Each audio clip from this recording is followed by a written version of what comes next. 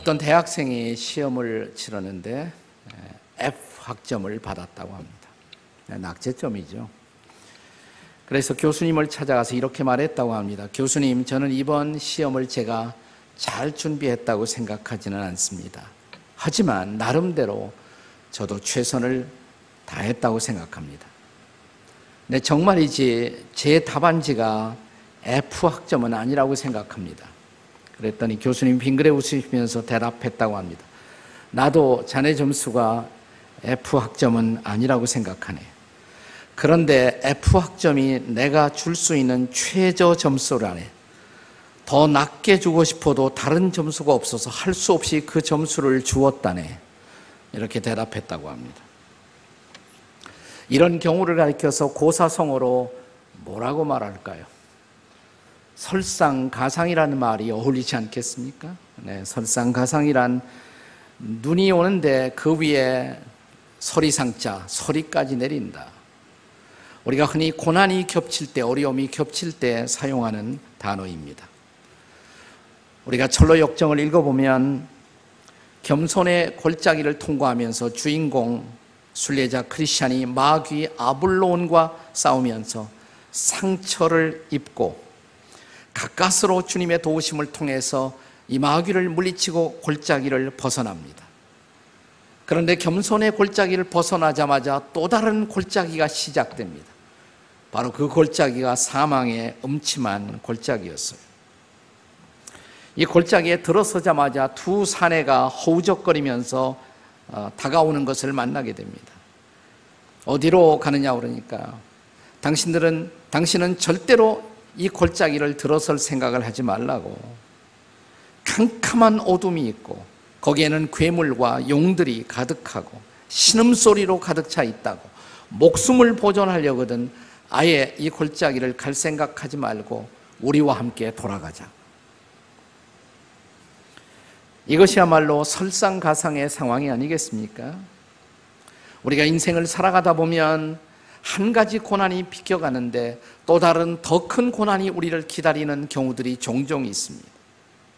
하나의 문제를 가까스로 해결하고 겨우 한숨 돌리는가 했더니 또 다른 문제가 우리를 압박합니다. 이런 어려움들은 우리에게 사망 그 자체는 아닐지 모르지만 사망을 느끼게 만드는 사망의 그림자, 그늘이라고 할 수가 있습니다.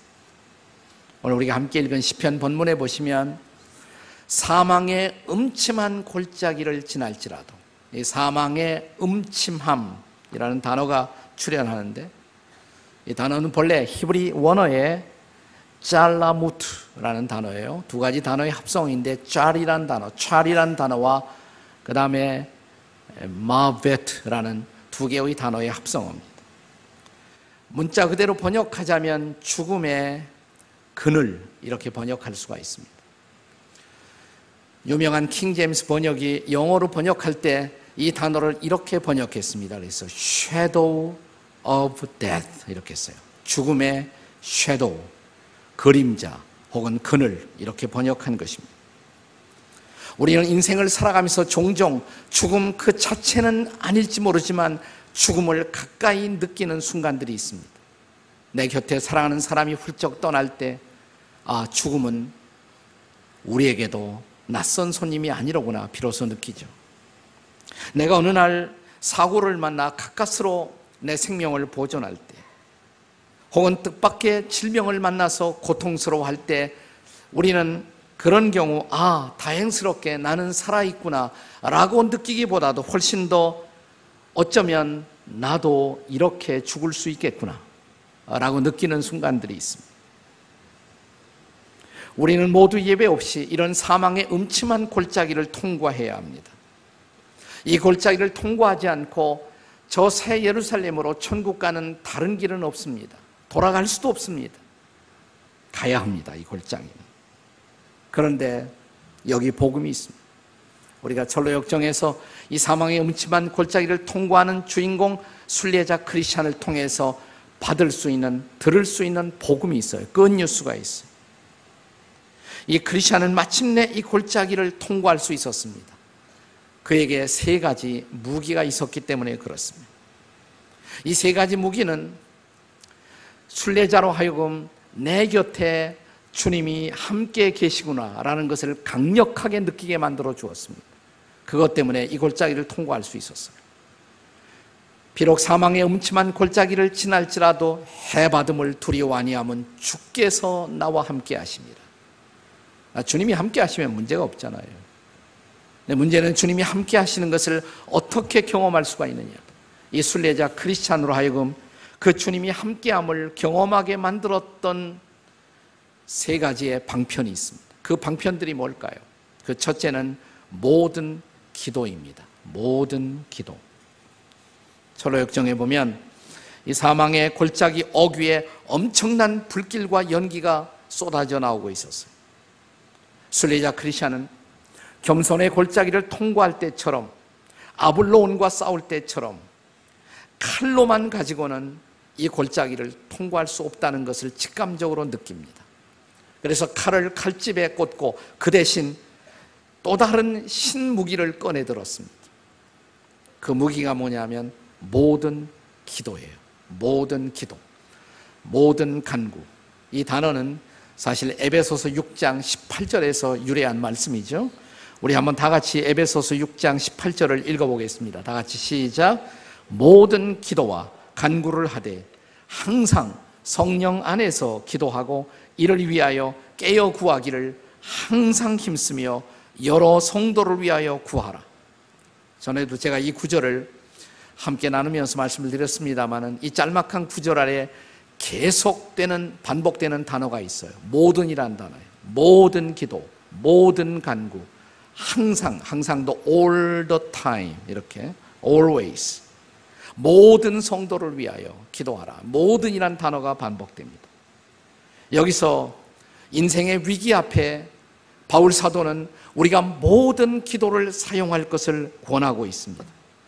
실제로 순례자 크리스찬이 그래서 골짜기에 들어가자마자 그가 할 수 있는 모든 기도를 드리기 시작합니다. 주님, 저를 구해 주세요. 짤막한 기도도 해보고, 제가 주의 능력을 의지하나이다 소리쳐 보기도 하고, 혹은 조용히 걸으면서 주님, 저와 함께 해주세요. 이 기도를 계속 반복합니다. 그러자 어느 한순간 이 기도를 계속해서 드리는 사이에 한순간 그 캄캄한 어둠이 걷히면서 빛이 보이고 악한 영들이 사라져요. 네, 이것이 기도의 능력인 것입니다. 기도란 무엇을 뜻합니까? 기도한다는 것은 내 힘만 의지할 수 없어서 전능자의 힘을 의뢰하는 것이 아니겠습니까? 우리가 기도하는 순간 우리는 전능자와 연결되는 거예요. 그 순간 나는 내 힘으로 걷는 것이 아니라, 내 힘으로만 사는 것이 아니라 전능자의 힘으로 걸어갈 수가 있다는 것입니다. 그것이 바로 기도예요. 바로 그 모든 기도를 우리는 사망의 음침한 골짜기를 지날 때, 인생의 위기의 마당에서 특별히 모든 기도를 사용할 필요가 있습니다. 교회 나와서 공적으로 하는 기도, 이런 기도도 하세요. 그러나 개인적으로도 사적으로도 기도하십시오. 소리내어 통성으로도 기도하십시오. 침묵으로도 기도하십시오. 길게도 기도하십시오. 짧게도 기도하십시오. 새벽에도 기도하십시오. 낮에도 기도하십시오. 저녁에도 기도하시고 한밤에도 잠이 안 오거든 벌떡 일어나 기도하십시오. 항상 기도하십시오. 탄원하며 기도하십시오. 자백하며 기도하십시오. 감사하며 기도하십시오. 이것을 가리켜서 모든 기도, 할 수 있는 모든 기도를 동원한 기도, 이것이 all prayer, 모든 기도예요.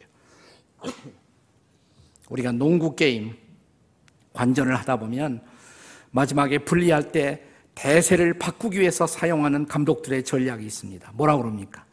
all court pressing이라고 그러죠. 네. 우리가 인생의 위기 앞에서 사용할 수 있는 기도, 모든 기도, 모든 기도. 그리고 무엇보다 중요한 것은 성령 안에서 기도하는 것입니다. 성령 안에서 기도하라. 이 성령 안에서의 기도가 뭘까? 마치 이런 상태가 아닐까 생각해요. 어떤 때는 기도해야 할 것 알면서, 이런 순간에 무엇보다 기도가 필요하다는 것 당연히 알면서도 막상 기도하려고 그러면 기도가 안 돼요. 그럴 때 어떻게 할까요? 그때 억지로라도 기도하는 것이 좋을까요? 저는 그렇게 생각합니다. 기도가 안 될 때 억지로라도 기도하셔야 돼요. 그냥 뭔가 중얼거려 보세요. 그냥 하나님 기도가 잘 안 돼요 라고도 기도하십시오. 그래서 엎드려서 그냥 뭔가 계속 답답한 마음을 토로하다 보면, 그런데 그렇게 하다가 한순간 갑자기 기도가 터집니다. 기도가 열려요. 그리고 한순간 내가 기도하는 것이 아니라 누군가가 나를 사로잡고 내 기도를 인도하는 것을 경험하게 됩니다. 지금 하는 내 말이 뭔지 이해가 되시는 분은 기도가 뭔지 아시는 분이에요. 저는 이런 상태가 바로 성령 안에서의 기도가 아닐까 생각해요. 자, 그리고 그 순간 성령이 나를 붙들고 내 기도를 인도해 가시는 순간, 그렇게 안 됐던 기도가 터지면서 기도가 열려요. 기도가 막 흘러요. 그리고 그 순간 두려움이 사라집니다. 모든 염려가 사라집니다. 나는 갑자기 새 힘을 얻습니다. 기도하는 자리에서 벌떡 일어나 인생의 위기와 대결할 수 있는 능력을 얻습니다. 이것이 바로 모든 기도예요. 나는 여러분들이 사망의 음침한 골짜기를 지나면서 이런 모든 기도를 사용할 수 있기를 주의 이름으로 축복합니다. 우리 옆에 있는 분들에게 모든 기도 해보세요. 이렇게 한번 얘기해 보세요. 시작. 네, 모든 기도 해보십시오. 네. 자, 여기 두 번째 방편이 있습니다. 이 사망의 음침한 골짜기를 통과하는 순례자 크리스찬이 사용한 두 번째 방편은 약속의 말씀입니다. 약속의 말씀.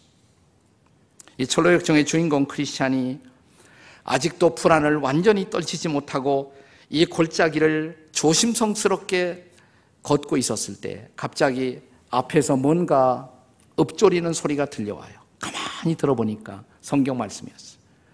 본문의 말씀이었습니다. 시편 23편 4절의 말씀이었어요. 내가 사망의 음침한 골짜기로 다닐지라도 해를 두려워하지 않을 것은 주께서 나와 함께 하심이라. 누군가가 내 앞에서 그 길을 지나면서 이 말씀을 계속 읊조리고 있는 거예요. 암송하고 있었어요. 너무 반갑죠. 누구세요? 저하고 같이 가요. 아무 대답이 없어요. 계속 이 말씀만 반복하는 거예요. 그런데 이 반복되는 말씀을 자기도 따라서 하다가 그 말씀의 의미가 다가오기 시작했습니다. 아, 그래.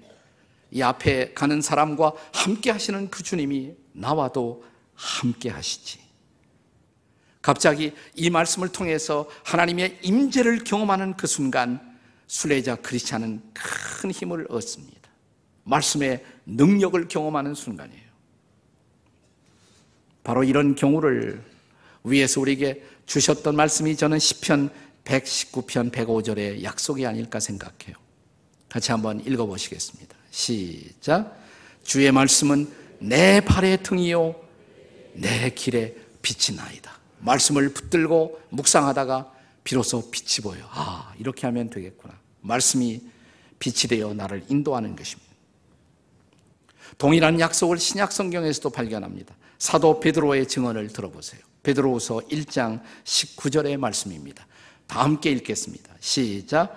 또 우리에게는 더 확실한 예언이 있어 어두운 데를 비치는 등불과 같으니 날이 새어 샛별이 너희 마음에 떠오르기까지 너희가 이것을 주의하는 것이 옳으니라. 이것이 뭐예요? 기록된 말씀이에요. 성경 말씀을 뜻하는 것입니다. 이 말씀이 내 마음에 떠오르는 샛별이다. 어두운 데를 비치는 등불이다. 여러분, 말씀이 내게 다가오시면서 말씀을 경험하시면서 마치 내 눈에 내 인생의 빛이 보이는 그런 말씀의 등불이라는 체험을 해보셨어요? 그런 걸 경험해야 진짜 그리스도인이라고 할 수가 있죠. 네. 신앙의 삶을 도와주는 많은 것들이 있습니다. 예배의 의식이 나를 도울 수도 있습니다. 설교가 나를 도울 수도 있습니다. 그리고 찬양이 나를 도울 수도 있습니다. 수많은 여러 가지 방법들이 내 인생의 길에 도움이 될 수가 있습니다. 그러나 성경을 읽으면서 말씀의 능력이 내게 경험되는 그 순간, 이걸 뭐하고 비교할 수가 있겠어요? 옛날 종교개혁자들이, 그러니까 종교개혁자들이 개혁을 시도할 그 무렵 성경은 닫혀있는 책이었어요. 사제들밖에 읽지 못했어요. 그것도 예배 미사 시간에만 라틴어를 가지고 강론을 했단 말이죠. 그러니까 보통 사람들은 성경에 접근할 수 없었어요. 종교개혁은 마르틴 루터가 이 성경을 평범한 사람도 읽을 수 있도록 독일어로 번역함으로써 종교개혁이 시작된 것입니다. 이제 사람들이 진짜 말씀 속에 들어가 말씀을 읽기 시작하니까 말씀의 능력이 막 경험되는 거예요. 말씀의 능력. 그래서 그 다음부터 종교개혁자들을 붙들게 된 종교개혁의 위대한 슬로건이 하나 탄생합니다. 그게 뭐냐면 솔라 스크립투라, 오직 성경, 오직 성경. 교황의 말씀도 아니고, 어떤 종교 예전도 아니고 의식도 아니고 오직 성경, 그것이 우리 인생의 등불이다. 이것이 개혁자들이 발견한 놀라운 진리였어요. 흥미로운 것은 저한 번연이 철로 역정을 쓰고 있었을 때 청교도 시대였고요. 교황에 의해서 많은 박해를 받고 있었거든요. 그래서 이 철로 역정을 쓰면서 사망의 음침한 골짜기를 통과해 나올 무렵 그 동굴 속에다가 두 늙은이가 있었어요. 근데 하나는 이미 죽었어요. 한 사람은 늙은 교황이고 한 사람은 죽어있는 이교도, 두 사람을 거기다 배치해 놓았습니다. 그 당시 가장 위대한 지도자가 그들의 삶에 빛이 되지 못했다는 것입니다. 그들은 죽어있는 이교도와 별로 다를 것이 없다. 그러나 저는 오늘의 상황에서 볼 때 그것이 가톨릭의 현상만은 아니라고 생각합니다. 오히려 우리 개신교에도 더 많이 지금은 그것이 적용될 수가 있습니다. 우리가 가야 할 길을 제대로 인도하지 못하는 개신교 목자들의 모습은 우리 모두를 슬프게 하고 있는 모습들입니다. 그런데 여러분과 제가 정말 믿어야 할 것은 지도자가 아니에요. 저도 믿지 마세요. 모든 인간은 실수할 수가 있습니다. 모든 인간에는 오류가 있을 수가 있습니다. 그런데 유일하게 오류 없이 우리를 붙들고 인도할 수 있는 것, 그것은 딱 하나밖에 없어요. 성경이에요. 여러분 이 말씀을 붙들어야 돼요. 사람 믿지 마시고. 심지어 내가 존경하는 지도자에게도 내 인생의 모든 것을 거기에 걸 수는 없는 것입니다. 오직 말씀, 솔라 스크립투라, 오직 성경. 이것이 진정한 개혁의 스피리트, 개혁 정신이었던 것입니다. 오늘의 사망의 음침한 골짜기를 통과하면서 저와 여러분을 안전하게 그리고 완벽하게 인도할 수 있는 유일한 가이드, 그것은 하나님의 말씀인 것을 믿으시기 바랍니다. 이 말씀을 가까이 하십시오. 이 말씀을 묵상하십시오. 이 말씀을 암송하십시오. 이 말씀을 붙들고 사십시오. 이 말씀을 순종하십시오. 그러면 우리는 이 골짜기를 돌파할 것입니다. 새로운 내일을 볼 것입니다. 이 사망의 음침한 골짜기를 벗어나게 하는 세 번째 방편이 있어요. 첫째는 뭐라고 그랬습니까? 모든 기도. 두 번째는 약속의 말씀. 세 번째는 승리의 찬양입니다. 승리의 찬양. 따라서 하세요. 승리의 찬양. 옆에 있는 분들에게 승리의 찬양을 부르세요. 이렇게. 예, 철로 역정에 보면 이제 이 주인공이 사망의 음침한 골짜기를 무사히 벗어나오면서 그 입에서 흘러나오는 찬양이 있습니다.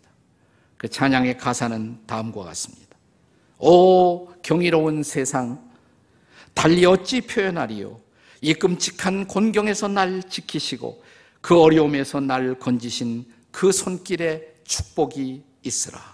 갈수록 애워싸던 어둠과 마귀, 지옥과 죄의 위험, 길마다 널린 올가미와 함정, 덫과 그물들, 걸리고 매고 넘어질 수밖에 없는 이 쓸모없고 어리석은 나를 살리신 오직 예수님께 면류관을 씌워드리리.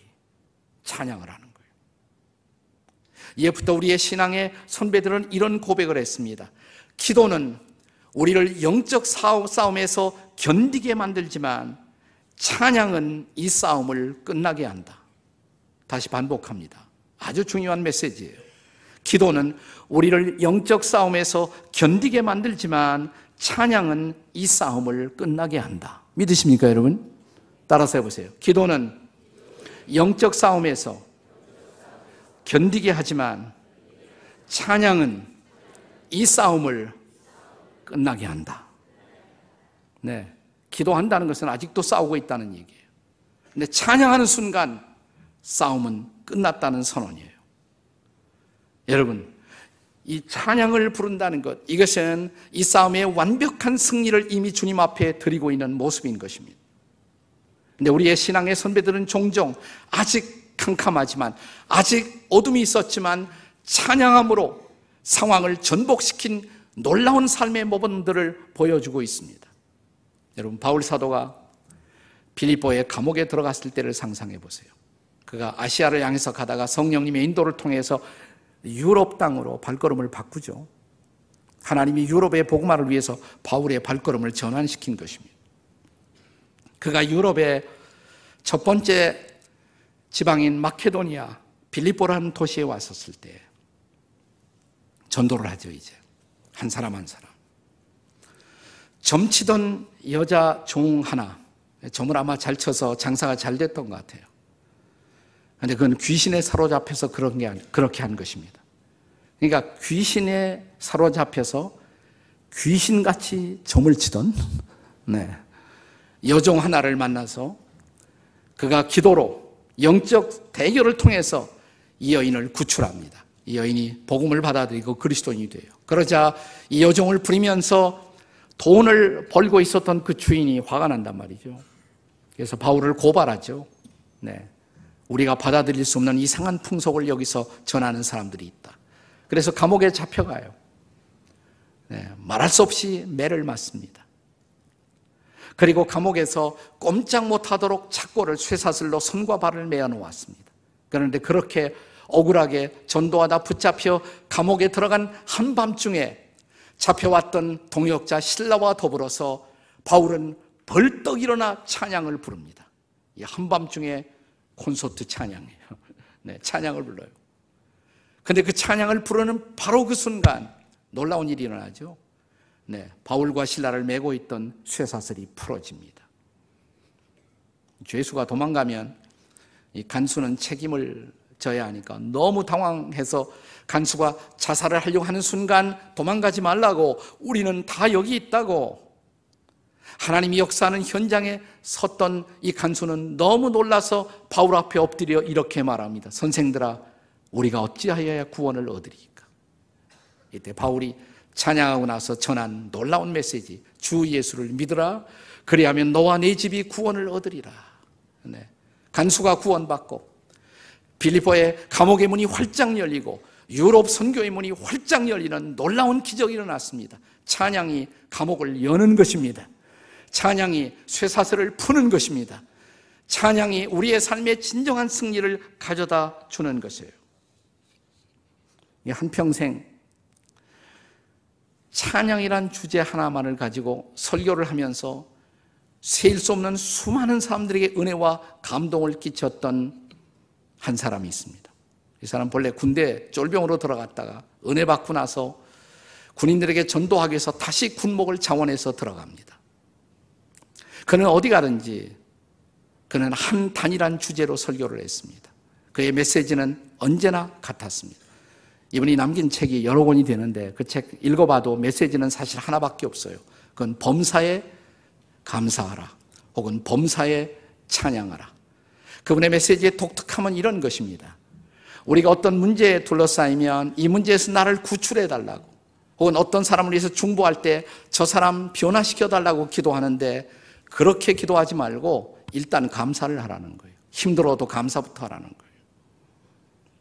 짐이라는 이름을 가진 젊은 청년이 있었는데, 이분이 지금 소개해드린 군목 멀린 캐로도스라는 사람이에요. 멀린 캐로도스. 지금은 고인이 되었습니다만 찬양의 능력이라는 유명한 책을 쓴 사람입니다. Power of Praise라는 책.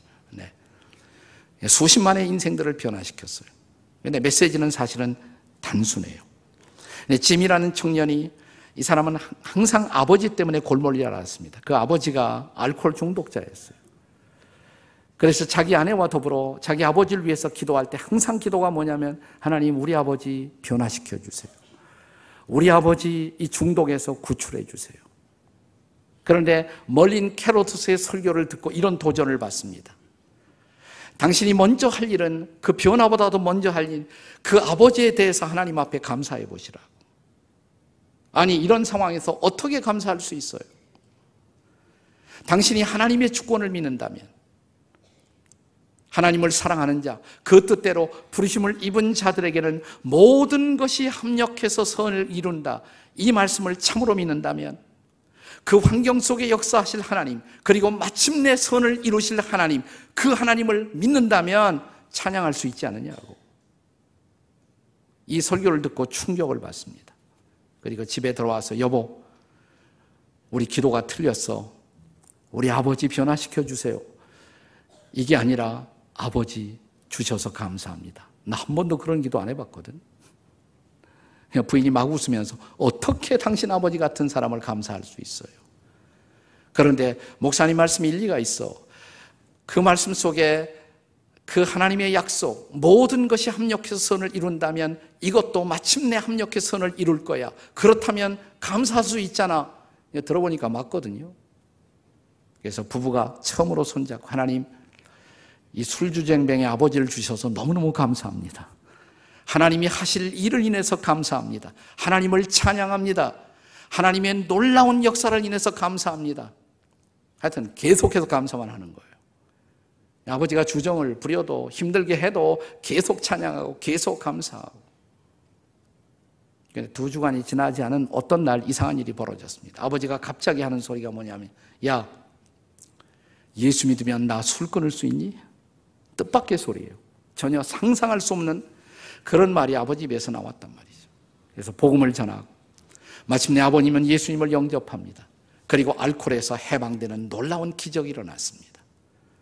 변화시켜 주십시오. 이것이 변화를 가져온 것이 아니라 감사가 기적을 가져온 것입니다. 찬양이 기적을 가져온 것입니다.